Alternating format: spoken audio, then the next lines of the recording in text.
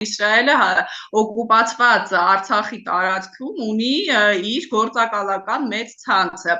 Պարզ է, որ Իրանը իհարկե ունի իր սխալները, հատկապես այս ռեժիմը հոգևոր առաջնորդի, բայց մեծ ձեռնտու չի ունենալ թուլացած Իրան, որովհետև ակնհայտ է, որ Իսրայելը մեր դաշնակիցը չէ տարածաշրջանում, նա Ադրբեջանի թիվ 1 հիմա զինողն է, հատկապես նորարարական տեխնոլոգիաներով։ Այնպես որ Իրանում ես կարծում եմ պիտի ռեժիմ փոխվի, որովհետև Իրանի այսօրվա հոգևոր ղեկավարությունը, որը կոռումպացված է եւ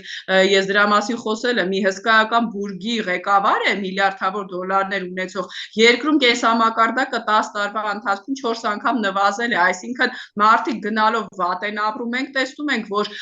Իսրայել ունի մեծ գործակալական ցանց հենց Իրանի ներսում, որովհետև ԱԹՍ-ների գործունեությունը Իրանի տարածքում է սկսվել, այսինքն զենքերը դրանք նորարարական տեխնոլոգիաներով չեն ապահովված, մենք տեսնում ենք Իսրայելը ինչ օպերացիաներ է կարողանում իրականացնել եւ ոչնչացնել թիրախային արդեն Իրանի բանակի վերնախավին։ Գիտեք, Իրանը բալիստիկ հրթիռներ է արձակում Իսրայելի ուղղությամբ, այո, այնտեղ կան զոհեր, բայց ակնհայտ է, որ Իսրայելը Ուկրաինայի նման, իդեպ ձեզ ասեմ, կարողանում է միջուկային օբյեկտներին մեծ վնասներ հասցնել։